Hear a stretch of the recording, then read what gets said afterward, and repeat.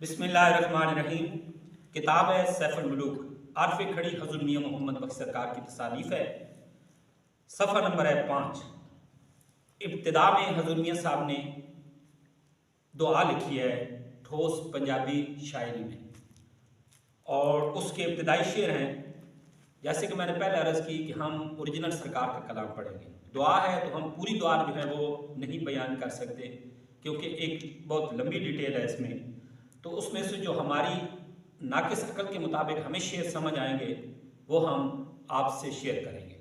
पहले शेर है हज़रत मियां मोहम्मद बख्श सरकार फरमाते हैं, रहमत दामी पा खुदाया बाग सुका कर हरिया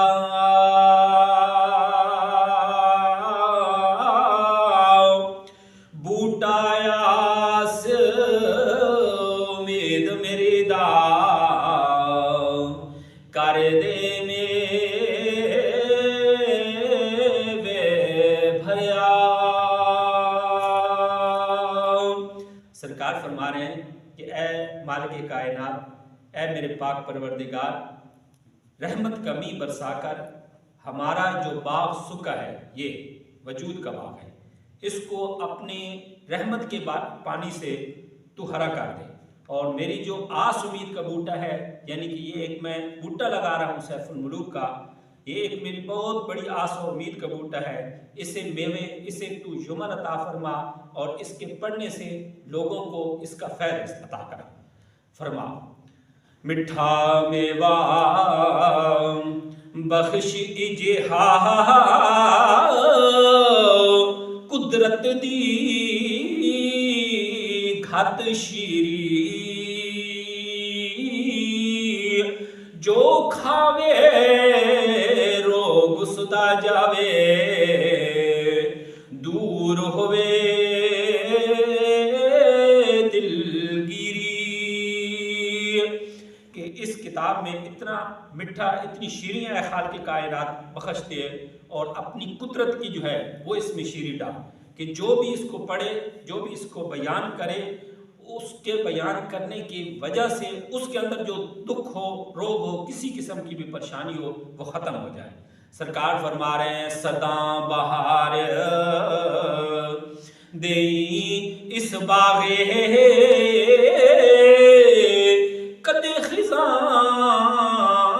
ना आवे,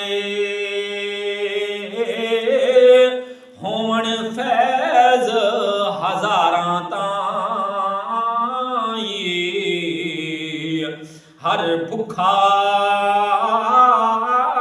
फल खावे।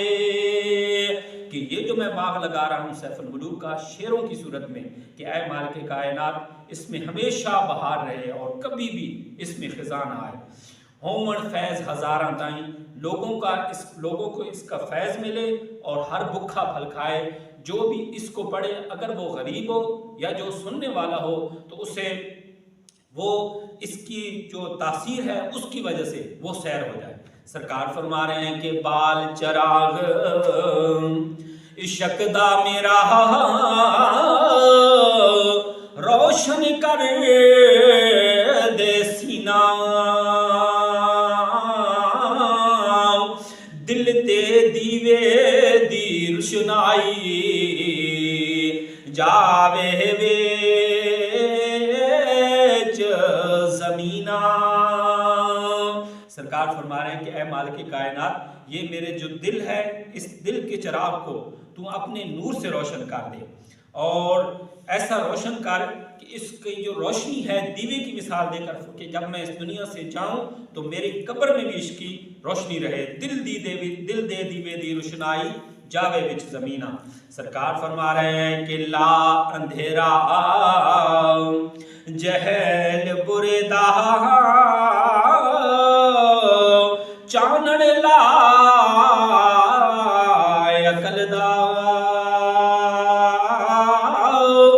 बख्श विलायत शेर सुखन दी युमन रहे विच रलदा। फरमा रहे हैं जो اندھیرا ہے اندر چھایا ہوا ہے یا جہالت ہے، اس کو اپنے نور کی روشنی سے میرے عقل کو جو ہے وہ تو روشن کر دے، اور میرے جو شعر ہیں ان میں اپنی ولایت اور جو سخن ہے ان میں اپنا یمن یعنی کہ جو شیری ہے جو لوگوں کے دلوں میں باتیں تاثیر کرتی ہیں، میرے شعر کے اندر اے خالق کائنات ان چیزوں کو ڈال دے۔ سرکار فرما رہے ہیں کہ اول تے دل جس وچ ہون سچے سخن خزانے،